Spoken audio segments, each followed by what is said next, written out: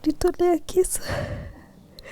Akaniambia ukikataa kufanya venye nakwambia utajua huku si kwetu, mimi ni mgeni huku. Kanitoa nguo, kanilea.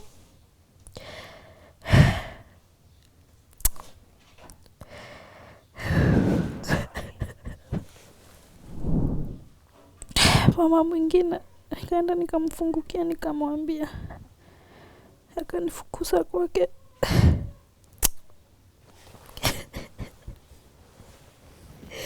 Hakunilipa pesa, lakini akanipea fare, akaniambia rudi kwenu ukakufie kwenu.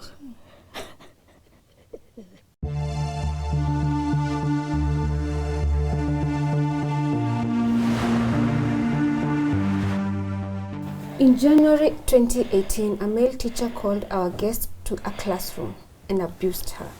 What she didn't know is that he had infected her with HIV. And later, after she found out, her parents and family rejected her because of this. Now we will call our guest Carol because of security reasons, and we will also cover her face because she's fearing for her life. So as we invite you to listen to this story, we urge you to please reach out to the number that we will share. That's the number of her friend that will help you reach out to her and help her find justice.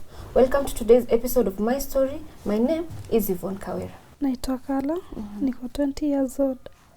Yeah. Wakati unasema uli grow up in a family of many people, ulikuwa unamaanisha mko wangapi kwa familia yenu na wewe ni number what? Kwetu tuko 5. Mimi ni number 4, lakini tumelelewa na shosho yangu pamoja na watoto wa shosho. Okay. Yeah. Reason yenye mlilelewa na shosho ni kwa sababu wazazi wenu walikuwa wapi? Nikigrow nilipata shosho yangu. Mamangu nilimjua tu nikiwa mkubwa, so mambo ya wazazi hapa sijui. Yeah. Okay. Ukasoma mpaka ukafika class gani ndio hii mambo ikaanza kuharibika? Nikasoma nikafika mpaka class 8. Nikatoka class 8 kwanza nikadrop mwaka mzima nje bila kuingia form 1. Ni because of my mom hakuwa, lakini time alikuja akaoleka, na kwenye alioleka tukamfuata, lakini hatukukubaliwa kama watoto wa huyo mzazi. Yeah. So hapo ndo shida zilianza. Yeah. Ukafanyika aje? After kwenda kwa my mom, alitulenga, mimi nilifaa niingie shule 2017 lakini sikuingia. So alikataa kunisomesha. Kabidi sasa kulingana yenye nilikuwa napitia mpaka home na mateso ya home. Kabidi nikaambia pastor kwenye alikuwa anaenda church. Pastor akaniambia utakaa nyumbani, nitakuchangishia pesa uende shule. Yeah. Ukakuchangisha ukaenda. So uliingia high school after hivyo? Yeah, niliingia high school. Yeah. After that? After sasa hapo ndo mashinda zilinianza. Yeah. Take your time. Pole.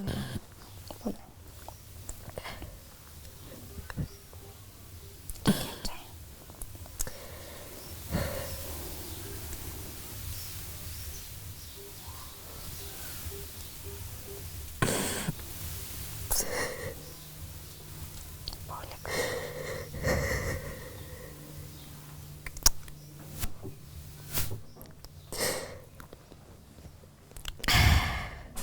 When uliingia form 1, ulikuwa unasoma tu vizuri? Nilikuwa nasoma vizuri. Yeah. Ilikuwa day school ama boarding? Ilikuwa day school. Come here.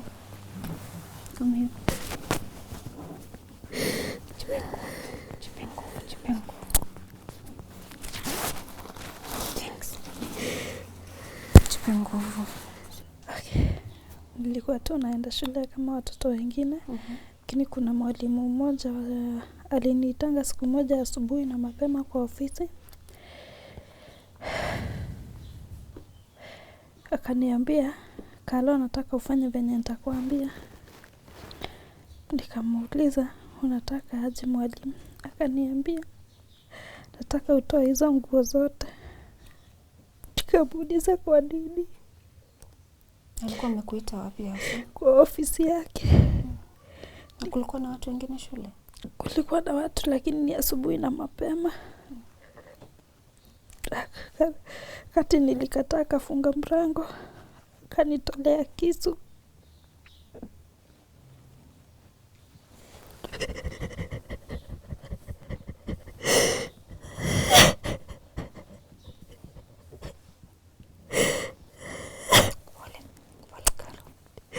Kanitolea kisu. Kaniambia ukikataa kufanya venye nakwambia utajua huku si kwetu, mimi ni mgeni huku. Kanitoa nguo. Kanilep.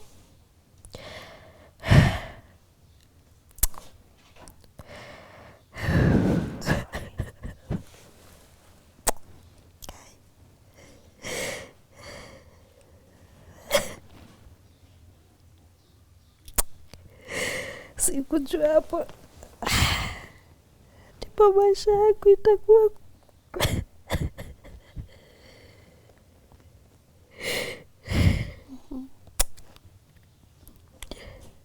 Alinifanya venye alinifanya. Akaniambia nirudi kwa class na nisiambie mtu yoyote. Venye ulirudi class, hukuambia mtu yoyote? Sikuambia mtu juu mamangu na alikuwa ananitesa. Nikienda kumwambia kitu ananiambia ati niende niambie baba yangu na simjui. Sasa sikuambia mtu yoyote. Ukaendelea kwenda shule tu? Niliendelea. So ulikuwa ukimwona kila siku ukienda shule? Nilikuwa namuona. Kile alikuwa ananiita hapa nje ya class. Ananiambia kumbuka maneno yenye nilikuambia. Ukiambia mtu na kumaliza na ninaenda. So in short ulikuwa unaogopa hata kuambia mtu yoyote? Nilikuwa naogopa hata hakuna mtu ningeweza kuambia.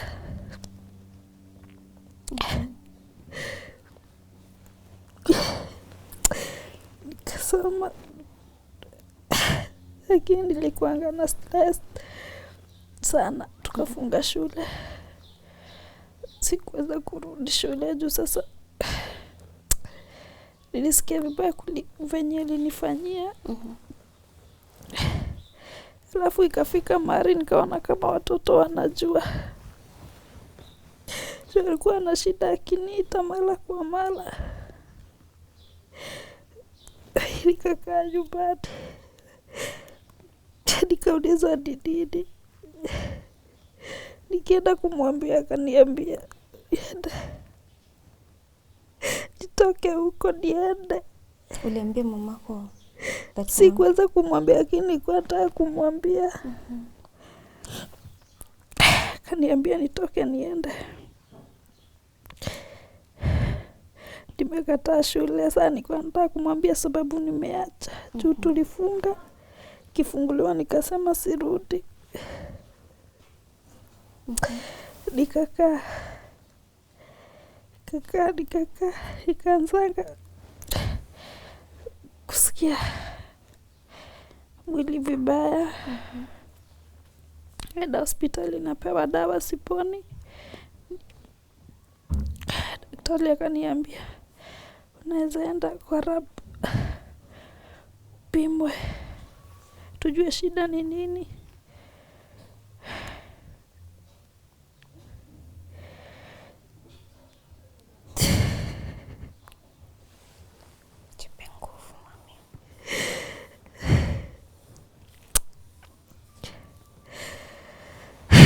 Nikaenda. Nikatolewa damu nikapimwa. Kupimwa nikaulizwa uko na miaka ngapi. Nikamwambia 16. Kaulizwa wazazi wako wako wapi. Nikamwambia kwa nyumbani. Kauliza kwa nini unaniuliza hivyo. Kaniambia nataka tu kujua, nataka ushike hii barua nimekuandikia. Uende kwa hospitali fulani. sikuelewa kitu. Mimi nilichukua barua nikaambiwa nisilale niende tu hiyo siku. Nikaenda, daktari mwenye nilikuta kaambia nimetumwa na hii barua kutoka hospitali fulani. Kaniuliza venye tu daktari alikuwa ananiuliza uko na miaka ngapi, uko na boyfriend? Nikamwambia sina. Kaniambia sasa ukijipata na ugonjwa wa HIV utafanya nini? Nikamuuliza ati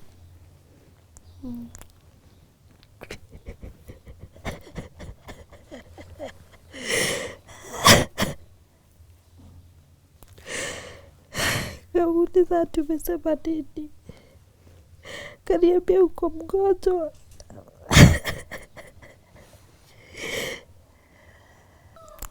Venye alikwambia uko mgonjwa, alikwambia utaanza madawa immediately ama alikwambia na wazazi wako? Pana. Alikuwa ameniambia mambo ya wazazi. Nikaeleza huyo daktari mambo yenye napitianga. Akamwambia hakuna haja. Sikukubali dawa hapo, lakini niliambiwa huwezi toka hospitali bila dawa. Juu saa hii mwili yako haiko sawa. Nikapewa. Kipewa nilienda tu nikazirusha kwa choo. Zote? Yeah. Ulifanywa counseling? Pana. Zitupa kwa choo. Mwili kazidi.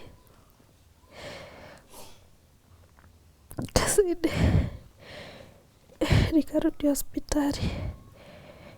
Kwenye nilikuwa nimeenda mara kwanza nikaambia sasa hospitali utakuwa unaenda kwenye tulikuambia. Nikaenda. Daktari nikapewa tu madawa, nikaulizwa ama nakunywa zile zingine, nikamwambia bana, kama nikukufa acha nikufe. Daktari akaniuliza nani alinifanya hivyo, nikamwambia ni mwalimu. Lakini ananiambianga hivi na hivi, hakushidanilia.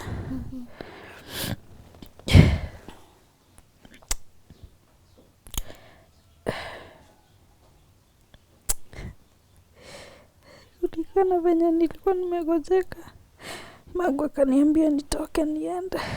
Mamako alikuwa akijua una ugonjwa gani at that point? Hakuwa anajua. Nikatoka mimi nikaenda. Nikatoka nyumbani nikaenda.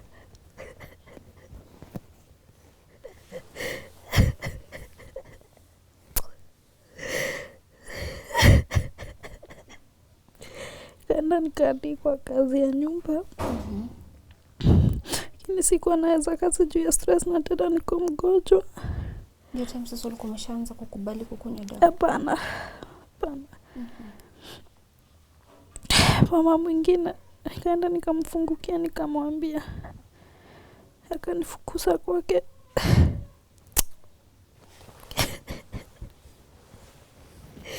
Hakunilipa pesa, lakini akanipea fare, akaniambia rudi kwenu ukakufie kwenu.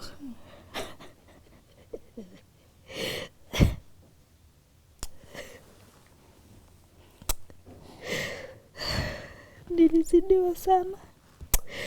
Kaona tu wacha nikufe sasa.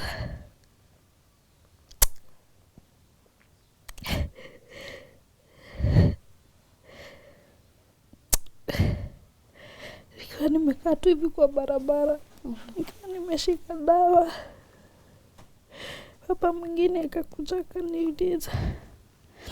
Ilikuwa usiku. Akanitoa kwa barabara. Akaniuliza ni nini. Ilikuwa mtu wa pili kumwambia. Nikamwambia. Niambia hapana, hiyo si shida. Naweza chukua na nikuwe nakaa na wewe.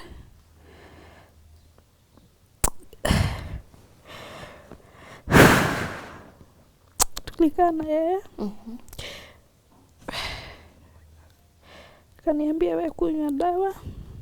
Na mimi nikuwe natumia juu mimi si mgonjwa.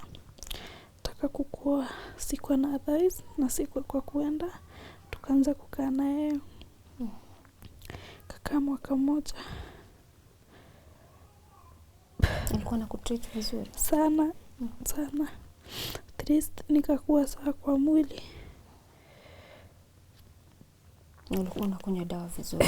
Nilikuwa nakunywa, hata kuna kazi nilikuwa nafanya, nilikuwa nakaa tu kwa nyumba. Kakaa vizuri sana hiyo mwaka mmoja. Lakini kuna wakati after hiyo 1 year imeisha, akaanza madharau. Alikuwa anafanya nini? Alikuwa ananiletea wanawake kwa nyumba. Ananinyima chakula.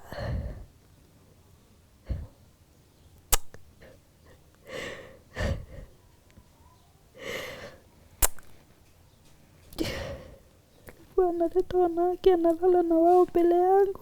Mimi nalala chini. Nalala kwa kitanda. Ikabidi navumilia juu sina kwa kwenda.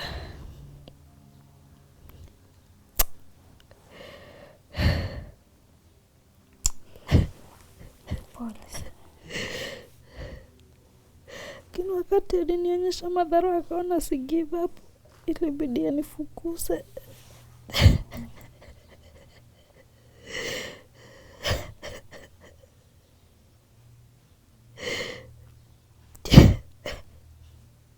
Wakati ulitoka kwa hiyo marriage, ulitoka na mtoto? Yeah, nilitoka na mtoi. Alikuwa miaka ngapi? Alikuwa 1 year. Yeah. Okay. Yeah. Ukarudi nyumbani? Nikarudi, nikafukuzwa huko. Sasa mtoto wangu tumekuwa tu tukihustle tu na yeye.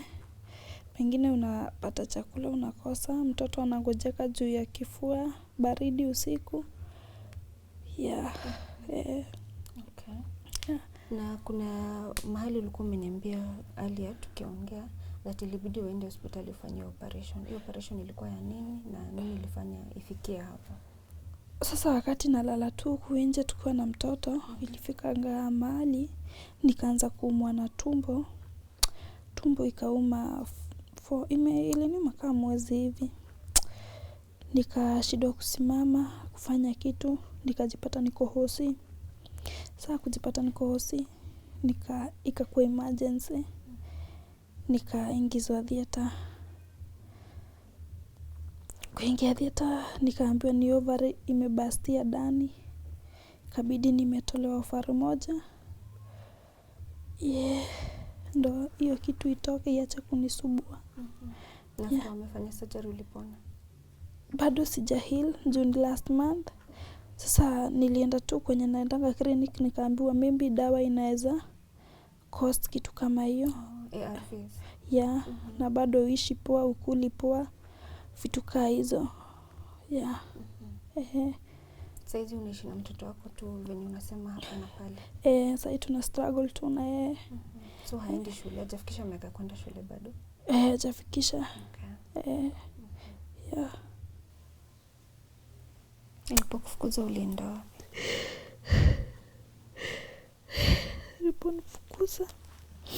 Alinifukuza na akapiga simu nyumbani juu nilikuwa nimempea namba za wazazi wangu juu nilimweleza kila kitu. Huyo ndo aliambia mamangu na kuanga mgonjwa. Nilikuwa nimeficha sana lakini akaambiwa. Mamako alihandle aje hiyo situation? Alisema nipe fare niende nyumbani. Nikaenda. Mamangu wakati aliponiona akaniuliza, "Ati unakuanga mgonjwa?" Kwanza sikumficha, nikamwambia juu sasa ashaambiwa. Ni ukweli.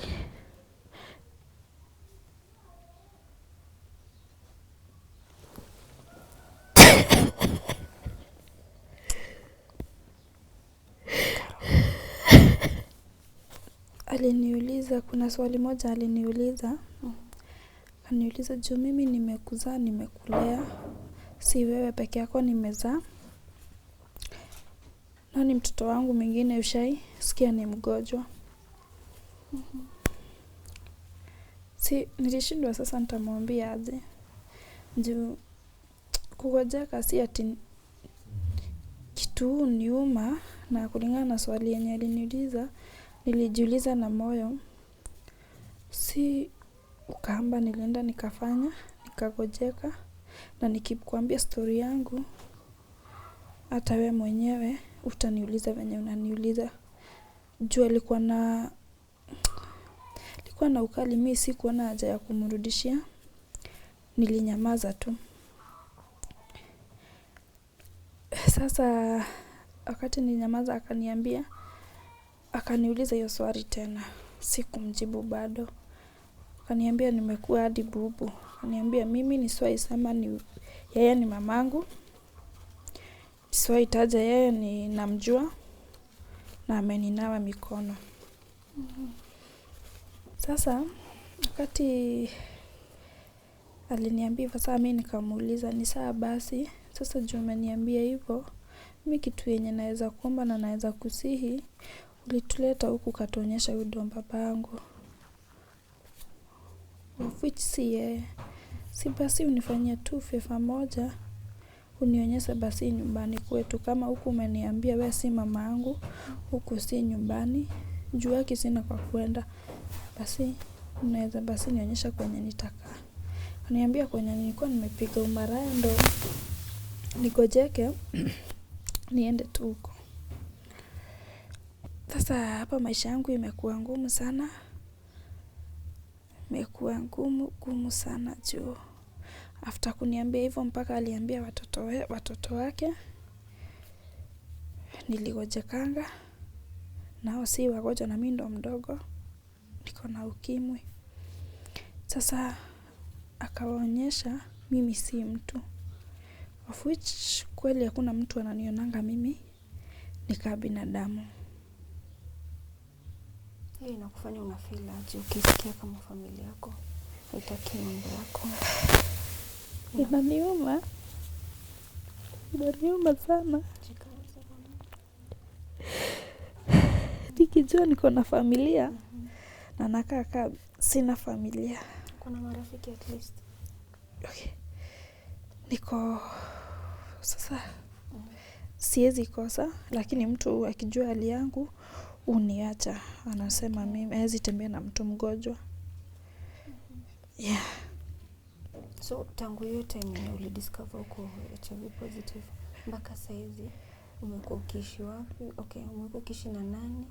Na umekuwa ukipataje chakula na nguo, kila kitu ndio kusurvive? Mimi nimekuwa hadi nikilala nje, nikukosa kwa kwenda, nyumba imefungwa. Una mtu unaweza mwambia nisaidie na pesa nilipe nyumba. Nyumbani huwezi enda, marafiki mwenye uko na yeye hawezi kusaidia. Sasa inabidi unakazana, unaenda kwa kibada na unalala. Kesho unatafuta chakula. Yeah. Saizi hufanyi kazi yote? Saizi sina job. Yeah. So reason yako ya kutaka kushare story yako leo, ulikuwa unataka usaidizi, si ndio? Unataka usaidizi gani? Usaidizi yangu nataka nipate justice. Huyo mwalimu aweze kushikwa. Juu yeye aliharibia life nikiwa 16 years. Sasa niko 20. Usichana wangu wote aliniharibia. Sasa sijui ni watoto wangapi amefanyia hivyo. I wish uko hapa unaniangalia, tafadhali nisaidie tu venye utaweza. Nipate job, nipate mahali pa kuishi, na nipate justice. Yeah. Okay. Najua imekuwa ngumu sana kushare story yako, girl. Na tunakucommend that hata unajipea nguvu ukaweza hata kufika mahali umefika. Si ndio? Usi give up. Well, that's the story of Carol. Like I said before, we have changed her name for security reasons. In case you want to reach out to her, we will share the number of her friend on the pinned comment, and her friend will help you help her. because she really needs help to get back on her feet, to get a job, and to find justice. Now, we always thank you so much for sticking by us and helping our guests. Again, we come back to you. This is a sad story. This is a young girl whose life has just been snatched out of her. As a young girl who literally just wanted to study. And this has been made impossible. Right now, she could be sitting for her exams or just looking forward to her college life. But see what has happened to her. So we urge you to reach out to her through the number of her friend. We will share it on the pinned comments. And once you call the friend, he will direct you to how you can help Carol. And of course, we'll involve the lawyers and the police officers. We urge you to please stand with this young girl and help her seek justice, help her get back on her feet, because this situation is taking a toll on her. Also, if you're a counselor and you want to help her, stabilize her mental health, and just advise her and counsel her on how to accept her situation and forge forward, we want you to kindly reach out to the friend and help her. Thank you so much for watching us till the end of the show. And before we go, we want to urge you to subscribe to our channel, comment, like, share, and always reach out to us if you have a story that you want to share with us, and we'll be glad to get back to you and air that story. I have been your host, Yvonne Kawira, and until next time, keep it Tuko.